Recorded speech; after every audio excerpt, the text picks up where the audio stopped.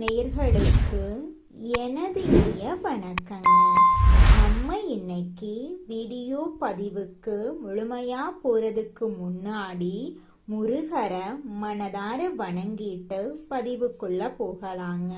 ஓ முருகா போற்றி, ஓ முருகா போற்றி, ஓ முருகா போற்றி, என்னை காக்கும் முருகனே போற்றி. நல்லதே நடக்கும், நல்லது மட்டும்தான் நடக்கும். ரிஷப ராசிக்கார அன்பர்களே, உங்களுக்கு இந்த காலகட்டம் எப்படி இருக்கும்? எந்த விஷயங்கள்ல நீங்க இந்த காலகட்டத்துல கவனம் செலுத்தணும்? எந்த வாய்ப்புகளை நீங்க பயன்படுத்தி கொள்ளணும்? இதையெல்லாம் தெரிந்து கொள்ளும் ஒரு சிறந்த தருணமா இந்த பதிவு உங்களுக்கு அமைஞ்சிருக்குதுங்க. ரிஷப ராசிக்காரர்களின் முக்கிய குணம் என்னன்னு பார்த்தீங்கன்னா பொறுமையும் உறுதியும். அந்த குணங்களே உங்களை இந்த காலகட்டத்துல வெற்றியின் இடத்துக்கு கொண்டு செல்ல போகுதுங்க. சில சின்ன சின்ன தடைகள் வந்தாலும் உங்கள் மன வலிமை அதை எளிதாக கடக்க உதவுங்க. நிச்சயமாக உங்க வாழ்க்கையில இனிவரும் காலங்கள்ல நல்லதெல்லாம் அடுக்கடுக்காக நடக்க போகுதுங்க. நம்மளுடைய ரிஷப ராசிக்காரங்களுக்கு வரவிருக்கக்கூடிய தமிழ் புத்தாண்டு ஒரு மிகப்பெரிய திருப்புமுனையா அமைய போகுது. ஏப்ரல் 14, 15, 16 தேதிகள் தலைவிதியை மாற்றும் சக்தி வாய்ந்த நாட்களா இருக்க போகுது. அதே சமயம் சில சவால்களும் காத்துக்கிட்டு இருக்கு. போலி உறவுகள், உழைப்பை திருடும் நபர்கள், பிடிவாத குணத்தை தூண்டிவிடும் சதிகாரர்கள், குறிக்கு வழியில ஏமாற்றும் பேராசைக்காரர்கள் ஆகியோர்கிட்ட எச்சரிக்கையா இருக்கணும். சுக்கிர பகவானை வழிபாடு செய்யறது, அன்னதானம் செய்யறது, கோமாதா பூஜை செய்யறது போன்ற ஆன்மீக கடமைகளை மேற்கொள்றது உங்க வாழ்க்கையில இரட்டிப்பான நன்மைகளை தருங்க. ரிஷபராசி அன்பர்களே, உங்க வாழ்க்கையில இதுவரைக்கும் பார்த்திராத ஒரு மிகப்பெரிய திருப்புமுனை நிகழப்போகுது. பராப வருட தமிழ் புத்தாண்டு பிறக்கும் ஏப்ரல் 14, 15, 16 தேதிகள் சாதாரணமானவை அல்லங்க. அவை உங்கள் தலை எழுத்தையே மாற்றப்போகும் சக்தி வாய்ந்த நாட்கள். அதே சமயம் உங்களுக்கு ஒரு மிகப்பெரிய ஆபத்தும் உங்க வாசல்லையே காத்துக்கிட்டு இருக்கு. அந்த 4 நபர்கள் யாரு? நீங்க ஏன் உஷாரா இருக்கணும்? அப்படி என்ன நடக்க போகுது அப்படிங்கறத பத்தி இந்த தொகுப்புல நம்ம முழுமையா பார்க்கலாங்க. ரிஷப ராசி மண்டலத்துல 2வது வீடா அமையுதுங்க. இந்த ராசி சுக்கிர பகவானை அதிபதியா கொண்ட கலநயமிக்க ராசியாகும். காலை சின்னமாக கொண்ட நீங்க இயல்பாகவே கடின உழைப்பாளிகள். மலையையே புரட்டி போடும் அளவுக்கு அசுர பலமும் விடாமுயற்சியும் கொண்டவங்க. உங்க குடும்பத்துக்காகவும் நீங்க நேசிக்கும் உறவுகளுக்காகவும் எந்த எல்லைக்கும் சென்று உழைத்து அவர்களை வாழ வைக்கும் தியாக உள்ளம் கொண்டவங்களா நீங்க இருக்கீங்க. உங்களுடைய இந்த அதீத உழைப்பும் மற்றவர்களை எளிதில் நம்பி அனைத்தையும் இழக்கும் வெள்ளந்தி குணமுமே உங்களுக்கு பல நேரங்கள்ல மிகப்பெரிய எதிரிகளை உருவாக்கி விடுது. ரிஷப ராசியில பிறந்த நீங்க ஏன் எப்போதும் ஒருவித மன போராட்டத்துடன் மற்றவர்கள் படாத கஷ்டத்தையும் அனுபவிக்கிறீங்க என்று எப்போதாவது யோசிச்சது உண்டா? இதற்கு காரணம் உங்கள் அதீத பாசமும் பிடிவாத குணமும் தான். கடந்த சில ஆண்டுகளை திரும்பி பாருங்க. நீங்க யாருக்கெல்லாம் உண்மையா இருந்தீங்களோ, யாருடைய குடும்பத்துக்காக உங்க உழைப்பையெல்லாம் தியாகம் செஞ்சீர்களோ அவர்களே உங்களுக்கு மிகப்பெரிய துரோகத்தை செய்திருப்பாங்க. உறவுகளுக்காகவும் நண்பர்களுக்காகவும் நீங்க ஒரு காளைய போல உழைத்து ஓடா தேய்ந்ததுதான் மிச்சம். அதற்காக எந்த ஒரு கைமாறும் மரியாதையும் உங்களுக்கு கிடைச்சிருக்காது. உங்க கையில பணம் இல்லாவிட்டாலும் மற்றவர்கள் கஷ்டப்படுறத பார்த்து உங்க சேமிப்பை எல்லாம் கொடுத்து உதவி செஞ்சிருப்பீங்க. ஆனா நீங்க செய்த தர்மம் உங்களுக்கு புண்ணியத்தை சேர்ப்பதற்கு பதிலா உங்களை பல கடன்களிலும் ஏமாற்றங்களிலும் கொண்டு போய் நிறுத்தி இருக்கு. நீங்க உயிராக நினைத்த உறவுகளே உங்களை உதாசீனப்படுத்திய போது உங்கள் மனம் பட்ட பாடு அந்த இறைவனுக்கு மட்டும்தாங்க தெரியும். எவ்வளவு உழைத்தாலும் ஒரு நல்ல பெயர் கிடைக்கவில்லையே என்று இருட்டுல அமர்ந்து நீங்க கண்ணீர் விட்ட இரவுகள் ஏராளமா இருக்கு. பொருளாதார ரீதியா பார்த்தா நீங்க ஆடம்பரமான மற்றும் வசதியான வாழ்க்கையை விரும்பக்கூடியவங்க. அதற்காக கடினமாக உழைத்திருப்பீங்க. ஆனா உழைப்புக்கேற்ற ஊதியம் உங்களுக்கு கிடைச்சிருக்காது. உங்க உழைப்பை யாரோ ஒருவர் பயன்படுத்தி முன்னேறி இருப்பாங்க. எதை தொட்டாலும் தடை, நீங்கள் வைத்த நம்பிக்கையில ஏமாற்றம், உறவுகளுக்குள்ள விரிசல் என ஒரு வழித்தடத்துல சிக்கி தவித்த உங்களுக்கு மங்களகரமான பராப வருட தமிழ் புத்தாண்டு பிறக்குது. இந்த நன்னாளில கிரகங்களின் சஞ்சாரம் உங்க ராசியில ஒரு பிரம்மாண்டமான மாற்றத்தை ஏற்படுத்த போகுதுங்க. அதுல துளி கூட மாற்றமே கிடையாதுங்க. விண்ணில் சஞ்சரிக்கும் கோள்களின் நிலை இப்போது ஒரு மிகப்பெரிய மாற்றம் நிகழுது. உங்கள் ராசிநாதனான சுக்கிர பகவானின் அருட்பார்வையும் மற்ற கோள்களின் சூழ்ச்சியும் உங்களுக்கு சாதகமா திரும்புது. இதுவரைக்கும் உங்களை சுத்தி இருந்த எதிர்மறை ஆற்றல்கள் அனைத்தும் விலகி நேர்மறையான அதிர்வுகள் உங்க இல்லத்தையும் உள்ளத்தையும் நிரப்ப போகுது. இத்தனை காலம் கையில காசு தங்கவில்லையே, வீடு வாகன யோகம் அமையவில்லையே என்று வருத்தப்பட்ட காலம் முடிந்துவிட்டது. தடைபட்டு நின்ற சுபகாரியங்கள் இப்போது தங்கு தடையின்றி அரங்கேற போகுதுங்க. நீண்ட நாட்களாக இழுபறியில இருந்த சொந்த வீடு கட்டும் கனவு அல்லது சொத்து வாங்கும் யோகம் இப்போது உங்களுக்கு கைகூடும். எதிர்பாராத திசையிலிருந்து பணவரவு உண்டாகும். நீங்க இழந்த உங்கள் பழைய நிம்மதியான மற்றும் வசதியான வாழ்க்கை உங்களை தேடி வரும். இது வெறும் அதிர்ஷ்டம் மட்டுமல்ல, உங்கள் கடினமான உழைப்புக்கும் நேர்மைக்கும் இறைவன் கொடுக்கும் அங்கீகாரங்க. தொழில் மற்றும் வேலைவாய்ப்பு குறித்து பார்த்தோம்னா இது ஒரு புரட்சிக்கான மாற்றமா இருக்கும். தகுந்த அங்கீகாரம் கிடைக்காம உழைத்து தேய்ந்த உங்களுக்கு உங்கள் திறமைக்கு ஏற்ற உயரிய பதவிகள் தேடி வரும். வியாபாரத்துறையில இருக்கிறவங்களுக்கு இது ஒரு பொற்காலம். நீங்க இழந்த பலத்தை பல மடங்காக திரும்ப பெறும் நேரம் இது. புதிய தொழில் தொடங்குவதற்கும் புதிய முதலீடுகளை செய்வதற்கும் இதுவே மிக சிறந்த தருணம். பிரிந்து சென்ற உறவுகள் உங்கள் அருமையை புரிந்து கொண்டு மீண்டும் உங்களை தேடி வருவாங்க. இந்த ஏப்ரல் 14, 15, 16 ஆகிய தேதிகள்ல உங்கள் உழைப்புக்கு 100% வெற்றி கிடைக்கும். நீங்கள் எடுக்கும் ஒவ்வொரு சிறிய முடிவும் பின்னால ஒரு மிகப்பெரிய ஆலமரமா வளர்ந்து உங்களுக்கு நிழல் தரும். ரிஷப ராசிக்கார நேயர்களே, இப்போது நாம் பார்க்க போகும் இந்த பகுதி உங்க வாழ்வின் மிக முக்கியமான ஒரு எச்சரிக்கை மணி. அதிர்ஷ்டம் கதவை தட்டும் போது அதே கதவின் பின்னால சில சவால்களும் ஒளிந்திருக்கும் என்பதுதான் பிரபஞ்சத்தோட நியதி. உங்கள் வாழ்வில் இந்த தமிழ் புத்தாண்டு காலத்துல ஏற்பட போகும் அந்த பொற்கால மாற்றத்தை தடுக்கவோ அல்லது திசை திருப்பதற்கோ சில மனித உருவில் வரும் தடைகள் காத்துக்கிட்டு இருக்கு. உணர்ச்சி வசப்பட்டு உடனே நம்பிவிடும் உங்களின் அந்த பலவீனமே உங்களுக்கு பல நேரங்கள்ல விளையா முடிஞ்சிருது. அதனால கொஞ்சம் எச்சரிக்கையா இருந்துக்கோங்க, அதுதான் உங்களுக்கு நல்லது. ஏப்ரல் 14, 15, 16 ஆகிய தேதிகளில் நீங்கள் யாரையெல்லாம் உங்கள் நிழலுக்குள்ள அனுமதிக்க வேண்டும், யாரிடமெல்லாம் ஒரு பாதுகாப்பான இடைவெளியை பேண வேண்டும் என்பதில் மிகவும் விழிப்புணர்வோடு இருக்கிறது அவசியம். இந்த 3 நாட்களும் உங்கள் வாழ்க்கையில் 4 வகையான மனிதர்கள் குறுக்கிடுறாங்க.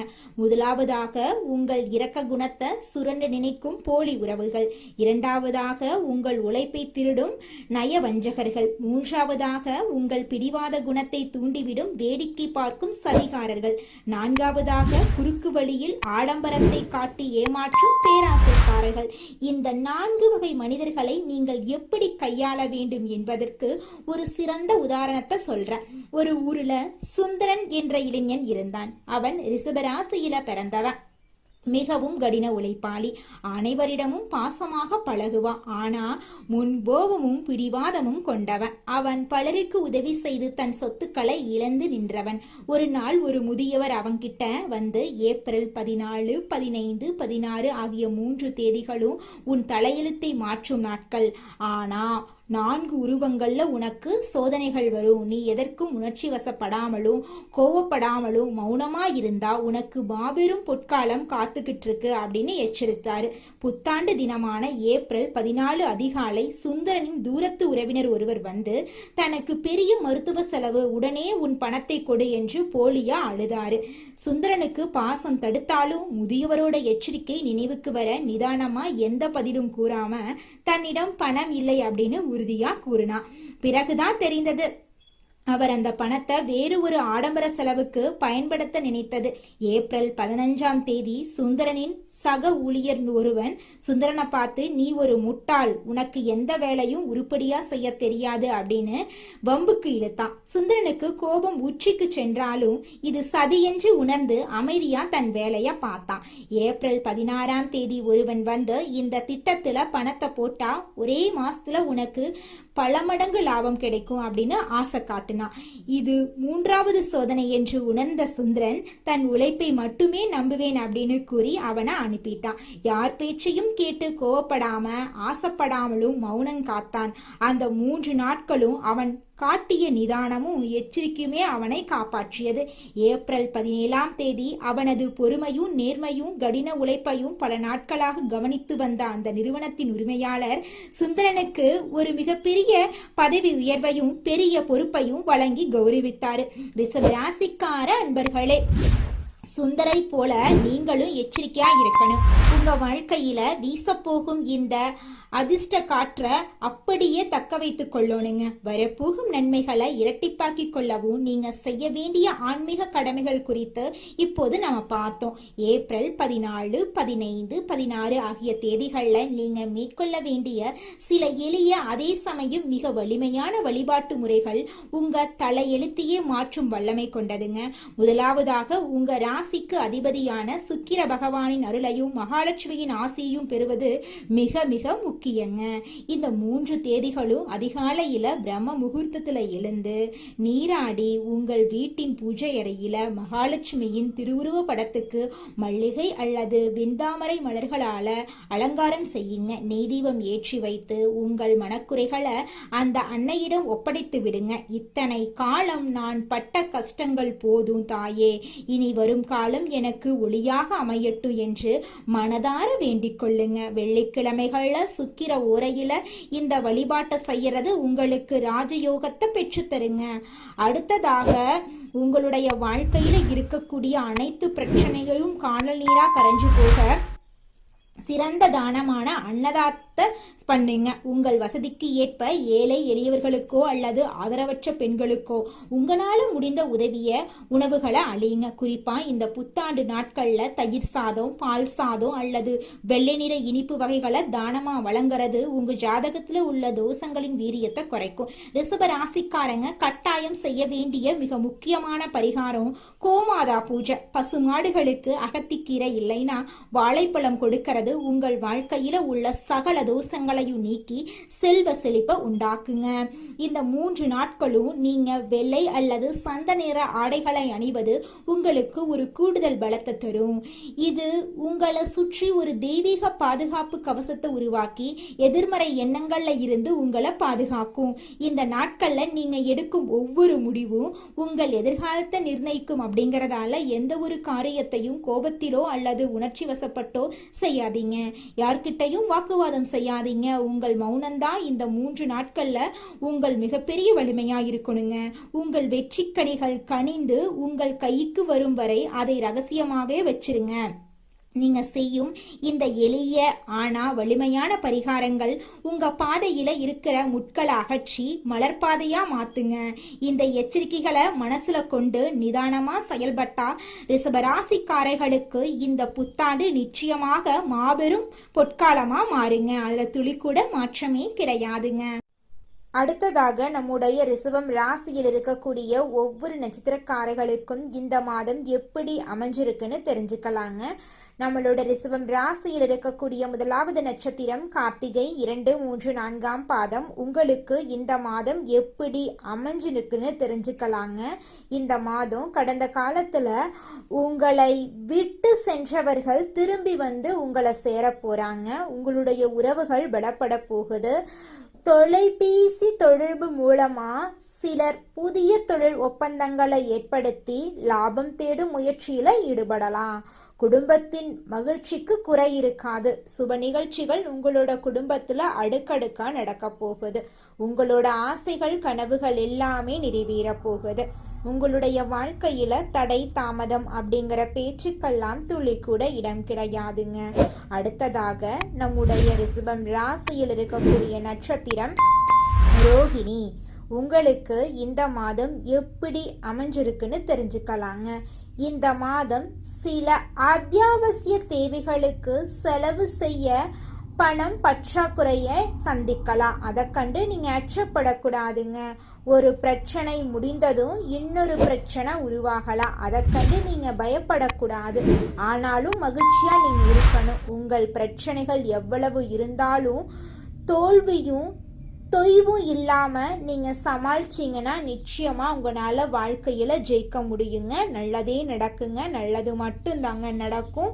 கெட்டது அப்படிங்கிற பேச்சுக்கெல்லாம் துளி கூட இடம் கிடையாதுங்க. திருமணம் ஆகாதவங்களுக்கு திருமண தடை நீங்கி உங்களுக்கு ஏற்ற சரியான வாழ்க்கை துணையோடு திருமணம் நடக்க போகுதுங்க. குழந்தை பாக்கியம் இல்லாதவர்களுக்கு குழந்தை பாக்கியம் கிடைக்க போகுதுங்க. பூர்வீக சொத்து ரீதியாக இருந்த அனைத்து பிரச்சனைகளுக்கும் தீர்வு கிடைக்க போகுதுங்க. அடுத்ததாக நம்முடைய ரிஷபம் ராசியில் இருக்கக்கூடிய நட்சத்திரம் மிருகசீரிஷம் நட்சத்திரம் 1, 2ஆம் பாதம். உங்களுக்கு இந்த மாதம் எப்படி அமைஞ்சிருக்குன்னு தெரிஞ்சுக்கலாங்க. இந்த மாதம் எடுத்த காரியங்கள்ல உடனே வெற்றி ஏற்படும். சில காரியங்கள்ல தாமதமாக வெற்றி ஏற்படும். உங்கள் விடாமுயற்சி தான் உங்களுக்கு வெற்றியை தேடித்தருங்க. பழகும் நண்பர்களை எடை போட முடியாது. வெளுத்தது எல்லாம் பால் அப்படின்னு நீங்க நம்ப கூடாதுங்க. உங்ககிட்ட யார் என்ன பேசினாலும் அவங்க பேசக்கூடிய விஷயம் உண்மையா அப்படிங்கிறத ஆராய்ந்து பார்த்து தான் நீங்க செயல்படணும். அதுதாங்க உங்க வாழ்க்கைக்கு நல்லது. எனக்கு திருமணம் ஆயிருச்சு, 4-5 வருஷம் ஆச்சு, போகாத கோவில் இல்லை, பண்ணாத பரிகாரம் இல்லை, எனக்கு குழந்தை பாக்கியம் கிடைக்குமா கிடைக்காதா அப்படின்னு கண்ணீர் சிந்திட்டு இருக்கக்கூடிய ரிஷபம் ராசியில் இருக்கக்கூடிய மிருகசீரிஷம் நட்சத்திரக்காரர்களே, உங்களுக்கு இந்த மாதம் குழந்தை பாக்கியம் நிச்சயமாக கிடைத்தே தீருங்க. உங்கள் வாழ்க்கையில் மேலும் நல்லதெல்லாம் நடக்க நீங்கள் செய்யக்கூடிய பரிகாரம் என பார்த்தீங்கன்னா, உங்கள் வீட்டுக்கு பக்கத்தில் இருக்கக்கூடிய வயதான முதியவர்களுக்கு உங்களால் முடிந்த உதவிகளை செஞ்சுக்கிட்டு வாங்க. இந்த உதவியை செய்கிறதன் மூலமாக நீங்கள் செஞ்ச பாவங்கள் நிச்சயமாக குறையுங்க. உதவி செய்யணும் அப்படிங்கிறதுக்காக நீங்கள் ஆயிரக்கணக்கில் லட்சக்கணக்கில் பணம் செலவு பண்ணணும் அப்படிங்கிற அவசியம் கிடையாதுங்க. உங்களால் முடிஞ்ச அளவுக்கு ஒரு வேளை முதியவர்களுக்கு உணவு வாங்கி கொடுத்தா கூட போதுங்க. இந்த உதவியை செய்கிறதன் மூலமாக உங்கள் வாழ்க்கையில் நல்லது தாங்க நடக்கும். நல்லது மட்டும்தாங்க நடக்கும். நன்றி, வணக்கம்.